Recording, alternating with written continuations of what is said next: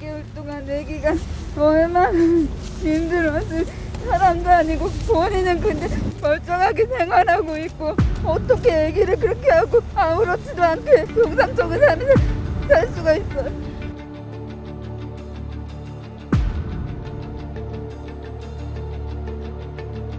아이가 3월부터 입소를 했는데요. 4월 중반부터 얼굴에 작은 상처들이 하나씩 생겨서 오긴 했는데 기어다닐 정도의 아이인데 그렇다고 하기에도 이제 상처가 너무 자주 나니까. 축복 속에 양부모에게 입양됐지만 불과 9달 만인 지난 10월 13일 응급실에서 숨을 거뒀습니다. 네, 실례하셨습니까? 상황단에 드는 속보도리는 뭔가요? 아이에게 하실 말씀 없으십니까? 이런 가운데 아이 양부모에 대한 엄벌을 호소하는 국민청원은 20만 명 넘는 동의를 받았습니다.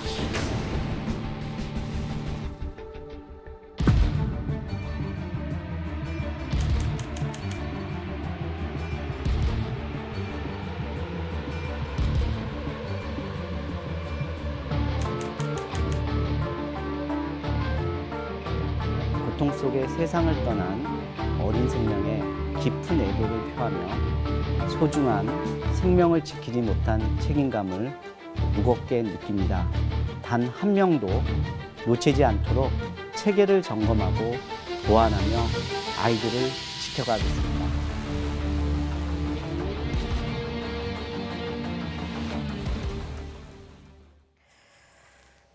양부모의 학대 속에 짧은 생을 마감한 16개월 정인이 사망 사건과 관련해 추모 물결이 일고 있습니다.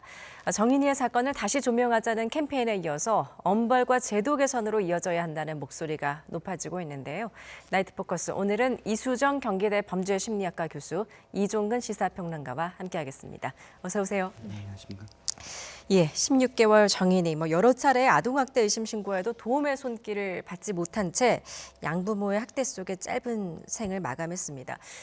이 사건 YTN도 지난 10월에 집중 보도를 해드린 바 있고 또 얼마 전 지상파 프로그램에서 집중 조명을 하면서 다시 한번 화두가 되고 있는데 이 생후 7개월 무렵에 양부모에게 입양이 됐어요. 그리고 270여일 동안 도대체 무슨 일이 있었던 건지 다시 한번 정리를 해주시죠. 네, 생후 7개월 만에 입양합니다. 그런데 다시 그 후로 8개월 후, 그러니까 생후 16개월이 된 10월 13일 병원의 심정지 상태로 병원에 응급 이송이 돼서 병원에서 사망한 사건입니다. 그런데 돌아보면 양부모에 의한 어떤 학대가 이루어졌다. 특히나 이제 지상파 방송과 또 YTN에서 보도를 해서 그 공분이 더 크게 일어나고 있는데요. 지상파에서 아주 소상히 그런 이 정황들을 지금 보도를 했습니다. 그런데 이제 충격적인 지점은 두 가지 지점에서 국민들이 더욱더 이렇게 분노를 하고 있는 것 같은데요. 예. 첫 번째는 이 양부모가 입양과 관련된 일을 하고 또 모 방송국에 입양을 적극적으로 권유하는 그런 모범적인 어떤 입양 가족으로 소개됐던 그런 가족이었다는 점. 그다음에 두 번째는 3번에 걸쳐서 신고가 이루어졌다는 점입니다. 예. 한 번은 어린이집, 한 번은 주민, 한 번은 병원. 이렇게 3번의 촘촘한, 그러니까 아주 긴 간격도 아니고 촘촘한 간격 속에서 5월, 6월, 9월에 신고를 했음에도 불구하고 이 사건을 경찰이 제대로 그것을 대처를 하지 못해서 이렇게 10월 13일 사망에 이르게 했다는 점, 이 두 가지 점 때문에 더욱 지금 공분이 일어나고 있습니다. 예. 자, 교수님께서는 좀 이번 정인이 학대 사건 좀 어떻게 바라보고 계십니까? 글쎄, 처음에 이제 사건이 일어났을 때부터 좀 상당히 좀 문제가 있는 사건이다, 예. 이렇게 생각을 했던 것이 사실은 지금 3번이나 말씀하신 대로 신고가 됐는데 예. 그러면 신고를 받은 그 기관은 도대체 무슨 일을 했는가 하는 게 상당 부분 좀 의문이 됐고요. 더군다나 이제 이 아이가 입양하다 보니까 사실은 이 아이는 제3자 관련 전문 인력들에 의해서 관리 감독이 될 수가 있는 위치에 있었다고 보이는데요. 네. 그렇기 때문에 1차적으로는 입양 기관에서도 아마 사례 관리를 했을 것이고, 그리고는 그 외에 이제 신고 의무자들, 어린이집을 다녔으니까 선생님도 관리에 책임이 있는 것이고, 더군다나 이제 병원에서 결국 마지막에는 신고가 이루어졌는데 왜 병원에서 심지어 학대 의심으로 신고를 했는데도 처리를 안 했을까? 예. 만약에 그때 신고해서 처리가 처리가 됐었으면은 그러면은 사실은 시간적인 격차로 보면 한 열흘 정도, 한 보름 정도는 충분히 생존 가능성, 예컨대 상해가 있다 손 치더라도 회복 가능성이 있는 사건이었는데 네. 그것을 처리를 안 해서 결국은 23일 날 병원에서 신고가 됐는데 13일 날 사망을 하게 된 거거든요. 그렇기 때문에 그 기간 동안 도대체 무슨 일이 있었는지 그게 제일 궁금하다. 그런 부분이 인상적이었습니다. 아주. 예. 네. 정린이를 살릴 수 있었던 기회가 그러니까 3번, 그 이상도 더 있었던 건데 그렇습니다. 왜 그걸 막지 못했는지 그 부분을 좀 지적을 해주셨습니다. 16개월 정인이의 최종 부검 결과도 굉장히 충격적이었습니다. 네, 그렇습니다. 외력에 의한 복부 손상. 좀 더 구체적으로 말씀드리면 외부의 압력에 의해서 장기가 손상된 사건인데요. 사망 당시에 이제 장이 파열됐고 또 상당한 수많은 곳에서 예를 들어서 갈비뼈라든지 또는 기타 여러 가지 이 뼈에서 골절 또는 골절 징후가 있었다. 옛날에 골절이 있었던 징후도 있었고 또 최근에 상처난 사건도 있었고 또 더 충격적이었던 것은 이 아이의 몸무게였습니다. 예. 사실 그 8개월 입양 당시에 8.9kg으로 기록되고 있는데 16개월이 된 상황에서 8.5kg, 즉 더 줄어들었다는 거죠. 잘 아시겠지만 이 정도의 또래의 아이는 몸무게가 늘어나면 늘어났지 몸무게가 줄어들면 아주 위험한 상황이거든요. 근데 몸무게가 이렇게 줄어들었다는 점, 이런 점들이 이제 드러났는데 어찌됐든 지금 가장 그 결정적인 어떤 사인은 외력 복부 손상, 장기 절단 사고로 지금 밝혀지고 있습니다. 예, 가장 충격적인 게 정인이가 사망한 후에 부검을 해봤더니 장이 파열돼 있었다. 그렇지만 양모는 단순 실수였다, 떨어뜨렸다라고 주장하고 있지 않습니까? 교수님께서 보시기에는 어떻습니까? 의아한 부분이 좀 많지 않습니까? 뭐 일단은 말이 안 되는 예. 얘기죠. 췌장이 지금 절단이 됐다는 얘기인데 이 췌장은 몸 속에 장기 중에서도 굉장히 안쪽에 있는 거의 등 쪽에 붙어 있는 기관이거든요. 그렇기 네. 때문에 쉽게 그렇게 파열이 되기가 어렵습니다. 그런데 결국은 73kg 정도 권투 선수가 정말 전력을 다해서 복부를 타격해야만 지금 그런 종류의 상해가 있을 수 있을 정도로 굉장히 지금 단순히 그냥 뭐 아이가 의자에서 떨어졌다 이래가지고는 다칠 수가 없는 지역이라는 거죠. 예. 그렇기 때문에 이제 이런 부분이 결국 부검에서 그 나타난 그런 결과들로 봤을 때 이 이제 학대에 의한 사망은 틀림이 없는데 문제는 학대의 정황이 이게 사실은 하루 이틀에 이루어진 게 아니고 아까 골절과 연관된 것도 말씀하셨지만 사실은 몸에 남은 흔적을 보면 이게 1회에 의한 학대인지 신체적인 학대인지 아니면은 여러 회의 시간적 격차를 둔 학대인지 예. 사실은 검진을 하면 다 알 수가 있어요. 그런데 그런 부분에 대하여 사실은 누구도 제대로 파악이 되지 않았다. 그런 부분들이 지금 밝혀지고 있는 과정인 거죠. 예. 한동안 정인이가 이제 집에만 있다가 사망 전날에 어린이집에 등원했었던 그 영상도 좀 공개가 됐습니다. 그런데 당시 CCTV에는 이제 구석에 앉아 있거나 움직임이 거의 없었다고 해요. 그 부분에 대해서는 교수님 어떻게 보셨습니까? 글쎄, 근데 이제 그 부분은 여러 각도에서 이제 해석이 가능합니다. 일단 학대라는 게 신체적인 학대만 있었던 건 아니고 정서적인 학대도 아주 심했기 때문에 그러면 정서가 완전히 이제 온몸의 상해와 함께 브레이크다운이 돼가지고 예. 전혀 외부와 감정적인 교류가 불가능한 상태까지 갈 수가 있습니다. 예. 그래서 전혀 반응이 없었던 건지 물론 그랬을 수도 있겠지만 저는 한편으로는 아마 상해의 정도가 너무 이제 복부 손상이 심해가지고 거의 움직일 수가 없고 고통을 호소할 수도 없을 정도로 상해가 진행된 거는 아닌지 예. 그런 생각도 듭니다. 그러니까 처음에 상해가 일어났을 때는 비명도 지르고 고통도 호소하지만 그게 조금씩 이제 내부에서 출혈을 일으키면서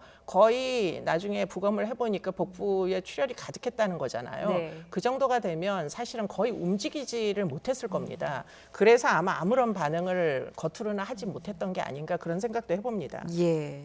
그 CCTV 속의 어린이집 교사들도 이미 정인이가 학대를 받았던 사실을 알았던 것 같습니다. 조금 전에 이제 학대 신고만 3차례가 들어왔었다 두 분께서 말씀해 주셨는데 첫 신고자는 어린이집 교사였습니다. 네, 그렇습니다. 5월 달이었죠. 5월 예. 달에 어린이집 교사가 신고를 했는데 다른 아이들에 비해서 그렇게 활발하지도 않았고 또 한 가지 어린이집 교사들이 가장 의심했던 부분은 물론 이 정도의 어떤 그런 나이 또래 아이들이 이렇게 다칠 수도 있습니다. 그러나 그렇게 다친 상처가 아니라 정기적으로 굉장히 다발적으로 그 상처가 심하게 난 상태로 계속 어린이집에 등원하는 것을 지켜보면서 예. 무엇인가 지금 이 아이에게 어떤 압력이, 그러니까 외부에 의한 충격이 분명히 전해졌던 게 아니냐라는 의심 때문에 신고를 하게 됐다고 합니다. 예. 그리고 또 두 번째 신고자는 동네 주민이었는데 이 정인 양이 차량에 수십 분간 방치되는 장면도 봤고 또 집안에 또 혼자 두고 장시간 외출하는 모습도 봤다고 합니다. 교수님, 이것도 학대 아닙니까? 네, 맞습니다. 지금 주민께서 신고하신 이런 부분은 온 국민이 사실 다 신고를 해주셔야 되고요. 예.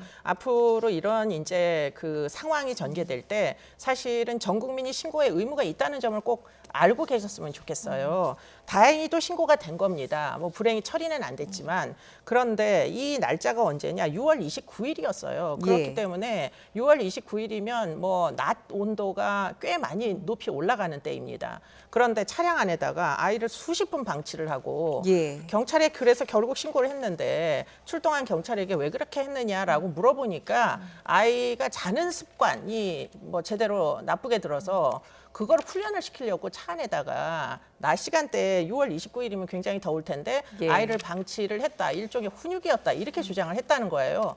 그러면 우리나라의 경찰은 사건 처리를 안 했지만 만약에 똑같은 사건이 영미권 국가에서 일어났으면 어떻게 됐을까? 예. 굉장히 엄하게 처벌을 네, 하죠. 친권이 제한됩니다. 그럼 예. 친권 박탈까지가 갈 수 있는 거기 때문에 지금 이런 사건에서 왜 우리나라의 경찰은 개입을 할 수가 없는지 꼭 신체적으로 심각한 상해가 일어나야만 개입을 하는 건지 그것도 왜 현행범 체포만 해야 되는 건지 예. 이해를 할 수가 없는 거죠. 정말 이해할 수 없는 부분들이 조목조목 많은데 마지막 신고자는 이제 정인 양이 사망하기 20여일 전에 소아과 전문의였습니다.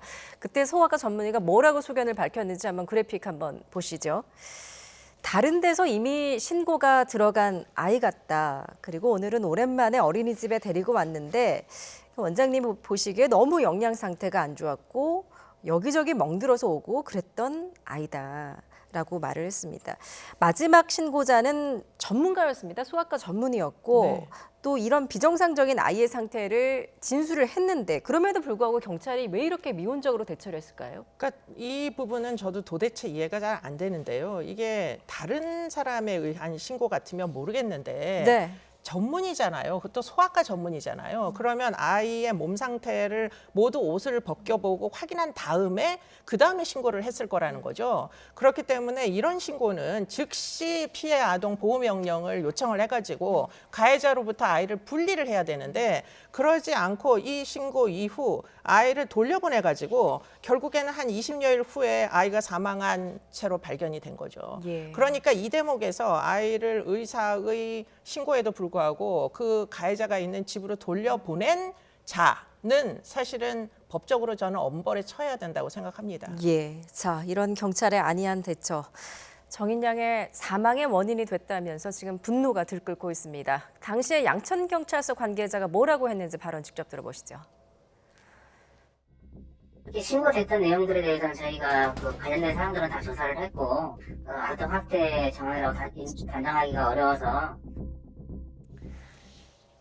예, 경찰의 설명. 아동 학대라고 단정하기가 어려웠다라는 게 경찰의 설명입니다. 네, 그렇습니다. 저 두 번째 신고에 대해서 예. 저도 한 말씀 더 드리고 싶은 게 뭐냐면 첫 번째 신고한 이후에 며칠 되지도 않은 상황이었어요. 네. 그러니까 6월 달이었고 첫 번째 신고가 5월 20 며칠입니다. 그런데 두 번째 신고는 6월 중순께거든요. 그러니까 수일 내에 또다시 신고가 들어왔다는 겁니다. 즉 경찰이 변명의 여지가 없는 게 예를 들어서 뭐 담당자가 바뀌었다거나 이런 변명이 이번에 이 첫 번째와 두 번째 신고에서는 적용이 되지가 않아요. 그런 정황이 있는데도 불구하고 보통은 몇 번 이상의 신고가 들어온다. 그러면 어떻게 대처한다. 이게 매뉴얼에 저는 있다고 알고 있거든요. 예. 그런데 그 기본적인 매뉴얼을 지키지 않았다는 점이고요. 무엇보다도 지금 경찰이 변명의 여지가 없는 게 세 번째 지금 그 신고입니다. 네. 교수님께서도 지적을 해주셨지만 세 번째 신고는 아이의 그 소아과 그 의사가 담당 전문가가 지금 이것은 학대다라고 신고를 한 사건이에요. 그런데 지금 경찰에 의하면 다 조사를 해봤고 그런데 아동 학대의 정황이 없어서 돌려보냈다 이렇게 대답을 하거든요. 예. 그렇다면 전문가의 소견을 지금 아동 학대의 정황이 없다라고 지금 이야기하는 그 간극이 무엇인지 경찰이 지금 해명을 해야 되는 어떤 상황이 돼버렸죠. 예. 그리고 또 YTN이 취재를 해봤더니 입양기관 또 아동보호 전문기관 경찰까지 세 기관이 합쳐서 이 양부모를 조사한 횟수만 20여 차례 이르렀다고 합니다. 적지 않은 수의 조사를 했는데 그럼에도 불구하고 매번 아무런 문제가 없다라는 결론이 왔다는 거예요. 기본적으로 이건 좀 이렇게 그 정인이양 사건만이 아니라 예. 전체적으로 봤을 때 포괄적으로 봤을 때 이런 유사한 사건들에서 언제나 이 부모들의 적극적인 변명에 그냥 그것을 수용해버리는 상황이 많습니다. 예를 들어서 분리를 했다고 하더라도 그 다음에 부모가 예를 들어 양부모든 부모든 반성했습니다. 이제 다시는 안 그럴 겁니다. 이런 것들이 쌓이면 바로 또 6개월 이내로 이 합가시켜주는 그런 상황이 되풀이되고 있거든요. 그것이 중요한 건 외국 같은 경우는 이런 어떤 징후가 있거나 했을 때 첫 번째부터 친권 박탈부터 들어간다는 거예요. 예. 그리고 아이의 그 다음 상황, 격리가 중요한 게 아니라 분리한 이후에 이 아이의 미래를 위해서 어떤 시스템을 만들어줘야 되는데 우리는 격리하는 게 답니다. 격리한 다음에 이 부모가 반성하는지를 기다리고 그걸 지켜보는 그런 어떤 수준이거든요. 그러니까 격리부터 문제가 있지만 어찌됐든 이 기본적인 어떤 매뉴얼이 안 지켜졌다는 것. 예. 모든 곳에서 또 이 지금 아동보호기관 지적도 있지만 아동보호기관도 어떤 상황별로 이 판단을 달리한다라는 지적도 많이 있고요. 또 지금 그 홀트 아동복지회가 또 국민청원에 들어간 걸로 아는데 실제로 입양 과정은 굉장히 조밀하게 계속 지켜봐야 되거든요. 그러니까 친부모도 아니고 더군다나 입양을 했다 그러면 물론 입양하기 전에 엄격하게 사실 또 그 이 판단을 하겠지만 입양한 이후에도 이 아이가 정착되고 있는지를 계속 면밀하게 책임져야 될 곳이 바로 이 아동복지회라든지 아동보호기관입니다. 그렇다면 이들의 어떤 책임, 이 기관들의 책임은 없는지도 사실 면밀하게 따져봐야 된다는 점이죠. 예, 지금 많은 아동 학대 사건들이 사실 입양 가정뿐만 아니라 친부모 가정에서도 일어나고 있고 또 많은 또 좋은 입양 부모님들도 계십니다. 지금 말씀하셨듯이 지금 경찰에 아동 학대 수사 매뉴얼이 있을 텐데 교수님 지금 어느 부분에서 좀 안 지켜졌다고 봐야 될까요? 글쎄 일단은 이제 아동 학대 사건을 처리하는 매뉴얼은 있어요. 예. 그런데 문제는 뭐냐면 이제 아동학대 사건을 일반 폭력 사건과 크게 다르지 않게 처리를 하고 있다 보니까 일단 현장에서 증거가 분명해야 사건을 처리를 한다는 그런 종류의 지침은 그대로 유지가 되는 거죠. 그런데 흥미로운 건 뭐냐면 아동학대 사건은 일반 폭력 사건하고 다른 것이 가해자도 아동학대를 하지 않았다고 얘기를 합니다. 네. 대부분 이제 거짓말을 하죠, 지금처럼. 그런데 문제는 피해 아동도 경우에 따라서는 거짓말을 한다는 거예요. 또는 진술을 할 수 있는 능력 자체가 안 된다는 겁니다. 예. 그렇기 때문에 경찰이 아동학대 사건의 고유한 특성을 이해하지 못한 채 기존의 관행대로 수사를 하게 되면은 사건을 직접 눈으로 보지 않는 이상, 현행범으로 체포를 하지 않는 이상 이미 신고가 들어갔을 때는 아동학대는 종결된 사건은 일단은 끝난 다음에 신고를 이제 출동을 하게 되잖아요. 네. 그러니까 사실은 이제 가해자도 부인하고 피해자도 부인하고 그러다 보니까 사실은 경찰만 자기의 재량권으로 이걸 임의로 처리할 수 있겠는가 하는 데서 혼동에 빠지고요. 네. 지금 이번 사건에 이제 부모님처럼 아주 저항이 심한 사람들이 있어요. 예. 그러면은 나중에 말썽이 될까봐 더더욱 사건을 처리하지 않고 꺼리게 되는 와중에 뭐 경우에 따라서는 아동학대 의심을 받는 가해자가 경찰이나 아보전 실무자들을 고소고발하는 경우도 있습니다. 뭐 예. 명예훼손이나 뭐 이런 것들로 이제 나는 아동학대를 안 했는데 동네에 창피하게 나를 이렇게 낙인을 찍는다 해서 다시 고소고발을 하고 이래서 결국 말썽이 되지 않게 하기 위한 수사를 예. 지금 하는 거죠. 그렇군요. 이런 학대 신고가 됐을 때 교수님께서도 지적하셨듯이 가장 시급한 부분은 이제 아동과 또 그 가해자, 학대 부모를 분리하는 조치가 아닐까 싶은데 이 사건 같은 경우도 양부모가 분리 조치에 대해서 좀 강력하게 반발을 했다고 합니다. 그렇다면 이제 아동 분리 사유를 경찰이 입증을 해야 하는데 이게 사실상 이제 불가능하다라고 전문가들은 말을 높이고 있습니다. 전문가의 녹취 한번 들어보시죠. 학대가 발생됐을 때는 예. 이미 수없이 많은 학대가 자행된 끝에 발견된 거라고 생각을 하셔야 된다고 봅니다. 예, 예. 그리고 뭔가 상흔이 없는 아동학대도 굉장히 많아요. 네네. 당인 같은 경우는 뭔가 상흔이 없는데 어떻게 분리를 할 것이며 예. 그리고 그 한 번 출동한 사람이 그 성학대는 어떻게 판단할 건가요? 네. 그러니까 이런 부분은 뭔가 상흔이 있어야지 분리를 한다는 이 제한을 없애시고 예. 일단 뭐 2번 이상 신고가 됐을 때 네. 저희는 한 번만 돼도 좀 분리를 했으면 좋겠지만 네. 그렇게 됐을 때 즉각 분리를 해서 제일 먼저 신체 검사를 좀 했으면 좋겠습니다. 예. 건강검진이라든지 그렇게 돼서 이 골절이 붙었다 떼어졌다 했던 이런 부분들에 대해서도 알 수가 있잖아요. 예, 지금 전문가, 아동학대 전문가 이야기도 들어봤지만 즉각 분리를 하지 못하는 여러 가지 이유들이 있는 것 같습니다. 그렇지만 구조적인 문제도 한 몫을 하는 것 같군요. 네, 그렇습니다. 사실 매뉴얼 중에 이런 것도 있어요. 예. 아동학대가 신고가 들어왔을 때 경찰만 가는 것이 아니라 아동 전문가가 같이 가게 돼 있습니다. 그런데 이 전문가는 예를 들어서 심리 전문이라든지 또는 아동과 관련된 그런 학위를 갖고 있다든지 그런데 문제는 이런 인력이 지금 충원이 안 되고 있다. 그러니까 부족하다는 그런 점도 있고요. 예. 또 교수님께서 사실 좀 전에 지적하셨지만 아동들은 사실상 이 부모 또는 양부모가 가해자이자 사실은 자신의 후견인 또는 보호하는 사람이에요. 그런 인식이 있기 때문에 자기가 만약에 이렇게 분리됐을 때 그에 대한 어떤 공포, 두려움 이런 것들이 더 심하기 때문에 예. 실질적으로 경찰이나 혹은 아동 전문가가 이렇게 심리 상담을 했을 때 거짓말을 하게 되는 어떤 경우가 많다는 겁니다. 그래서 이건 그야말로 매뉴얼이 좀 필요한데 일본의 경우는 아동 상담소를 2020년까지 기초자치단체까지 이제 확대하는 것을 중앙정부가 이제 이 각 지자체에 지원을 하고 있다고 합니다. 근데 예. 아동 상담소의 내용은 사실상 굉장히 구체적이라는 거예요. 이를테면 아동 가정 지원, 심리 상담 지원, 학대 대응 지원 이런 전문가들을 어떻게든 포진을 시켜서 앞으로 벌어질 일에 대한 어떤 예방에 예. 굉장히 많은 어떤 돈을 지금 지원을 하고 있다. 그런데 우리는 굉장히 많이 지금 단계적으로 발달을 했습니다. 신고 건수도 2019년도에 보면은 그 전해에 비해서 13%나 늘어났어요. 신고도 많이 되고 또 이번 사건과 같이 3번이나 신고를 했지 않습니까? 예. 그런 것들은 굉장히 발달을 했음에도 불구하고 아직 현장에서의 시스템은 거기에 뒷받침 못 되고 있다라는 예. 게 지금 이 사건의 또 교훈이 아닐까 싶습니다.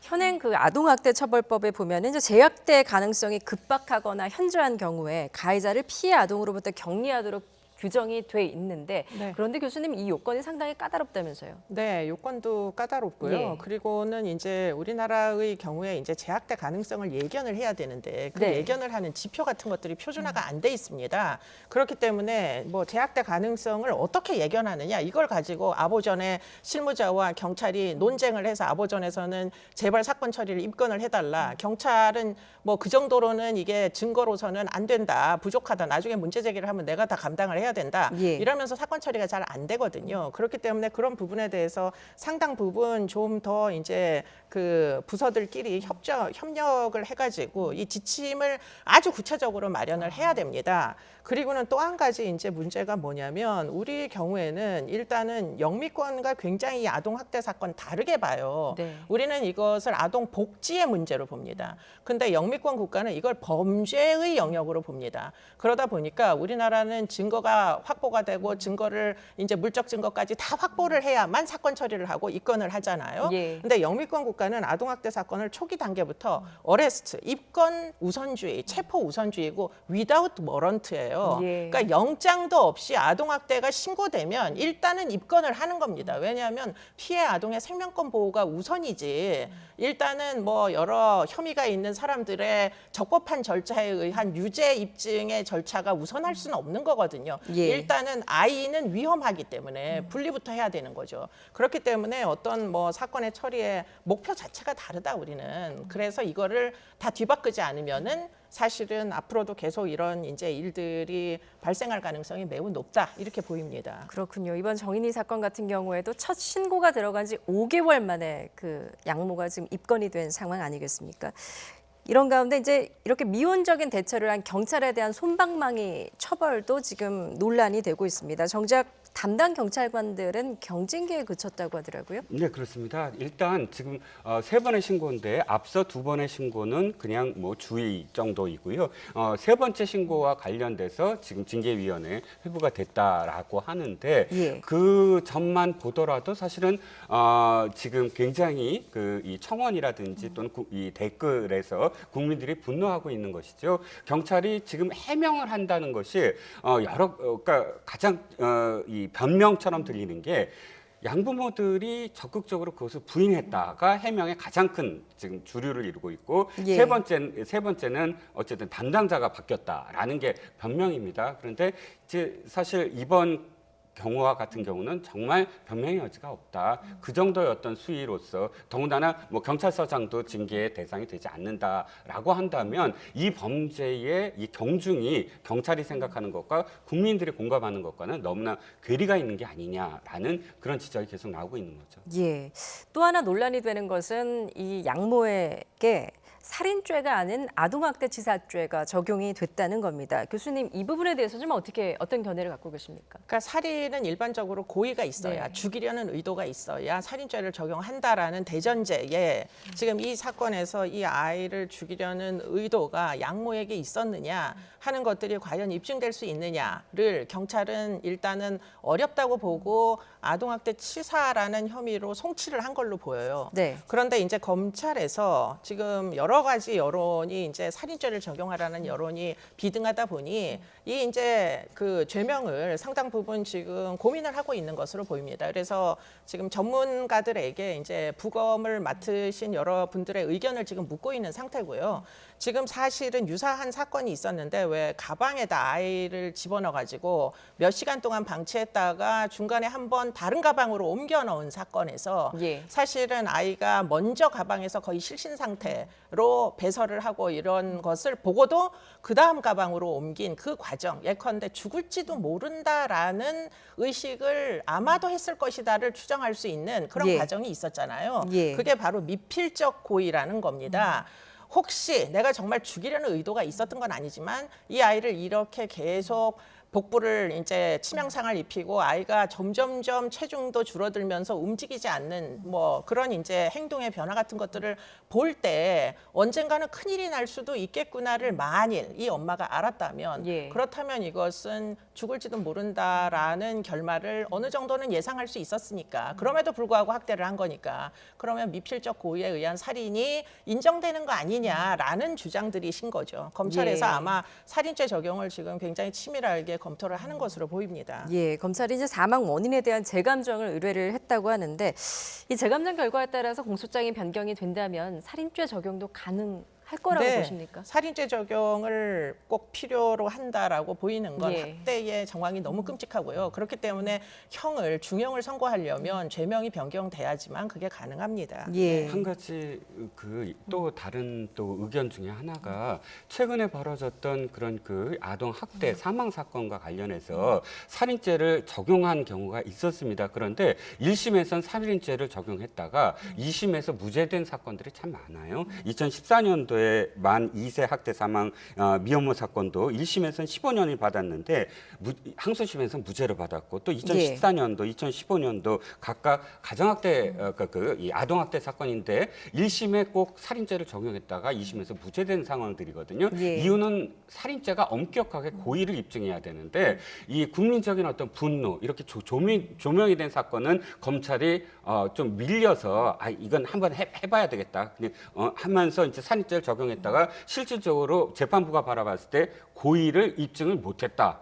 그러니까 무죄라는 것이 아니라 고의 입증을 못했다고 해서 도리어 가해자가 무죄가 되는 어떤 경우도 있으니까 어떤 의미에서는 양형위원회가 이 아동학대치사죄와 이 살인죄에서 아동학대치사죄의 최소 그 감량을 더 높여야 된다. 예. 지금 낮기 때문에 살인죄가 어떤 의미에서는 검찰이 모험을 거는 어떤 상황이 될 수도 있다. 그래서 아주 근본적인 어떤 방안은 아동학대치사죄가 살인죄만큼의 어떤 정말 이 양형을, 그러니까 형량을 부여하는 그런 방향으로 가야 되는 게 아니냐라는 소리도 있습니다. 예, 그 양어머니의 이제 죄목을 결정하는 재판이 이제 오는 13일 날 열릴 예정입니다. 지금 양부모 같은 경우에는 뭐라고 좀 주장을 하고 있는 겁니까?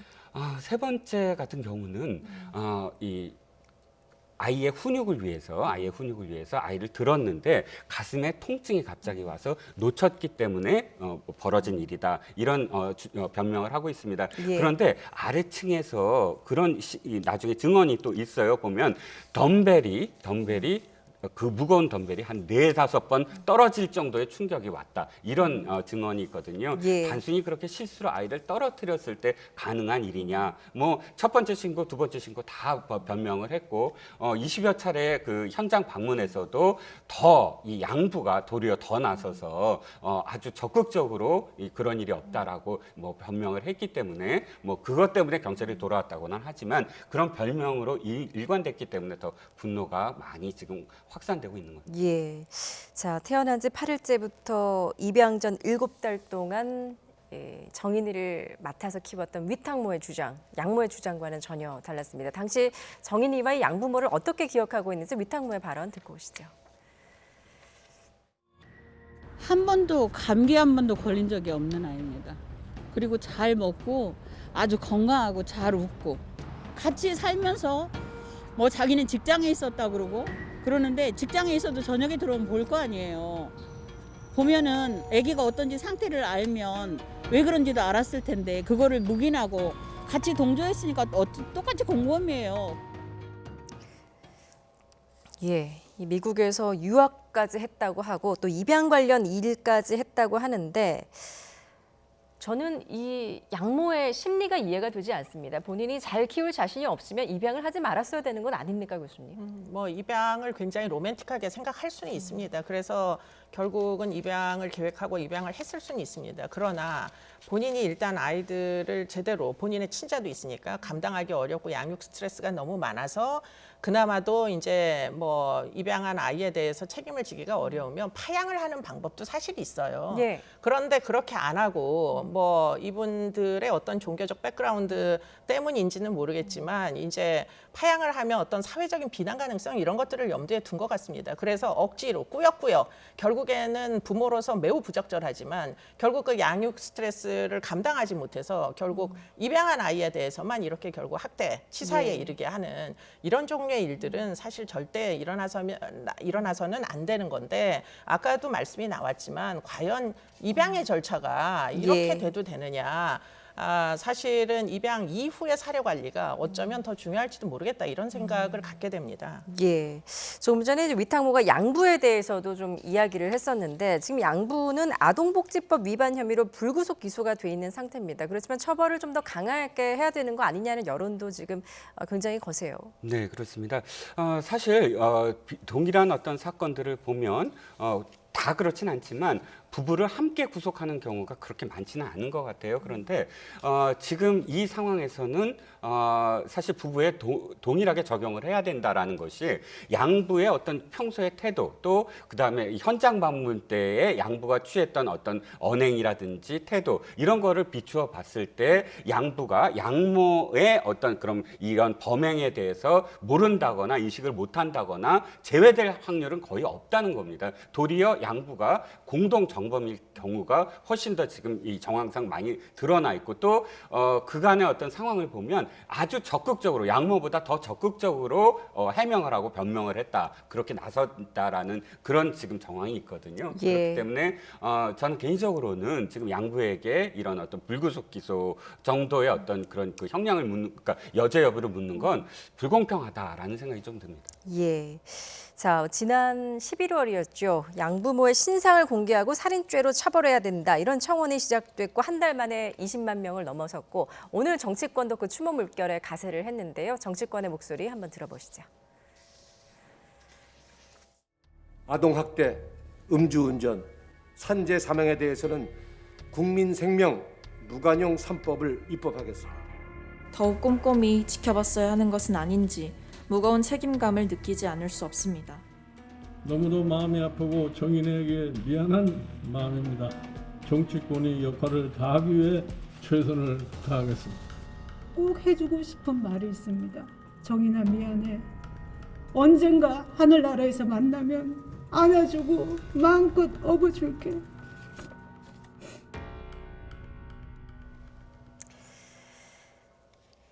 예, 정치권도 모처럼 한 목소리로 지금 대책 마련을 촉구를 하고 있습니다. 좀 뒤늦은 감이 없지 않아 있는 것 같기도 한데 그런데 이게 지금 뭐 처벌을 더 강화하겠다, 신상을 공개하겠다, 정치권에서의 목소리를 높이고 있지만 이런 대책으로 근절할 수 있을까요, 교수님? 이 대책 어떻게 해야 된다고 보십니까? 일단은 아동 학대 치사 사건에서 처벌을 높이겠다라는 이야기들이 많이 나오는데요. 뭐 너무 나올 수 있는 얘기긴 하나 사실은 그렇게 한다고 아동 학대라는 게 사실은 어느 날 갑자기 아이가 사망하는 건 아니고요. 장기간 동안 사소한 폭력부터 점진적으로 심화돼가지고 결국 목숨을 잃는 거기 때문에 예. 제일 근본적인 문제는 초기에 아동 학대 사건이 처음 신고됐을 때 어떻게 처리를 하느냐를 사실은 굉장히 상세한 지침을 정해가지고 경찰이 지침에 따르도록 만들어야 되는데 그 부분을 우리가 해결할 수 있느냐 없느냐가 관건이고요. 지금 아마 작년도부터 법률이 개정돼가지고 2번 신고되면 사건화를 안 할 수 없도록은 돼 있는데 그러면 예. 2번 신고될 때까지 기다려도 되느냐 그런 부분은 사실은 동의하기가 좀 어렵기는 합니다. 네. 예, 알겠습니다. 좀 정치권의 이번에 외침이 좀 공허한 외침이 되지 않았으면 하는 바람입니다. 지금까지 이수정 경기대 범죄심리학과 교수, 이종근 시사평론가였습니다. 잘 들었습니다.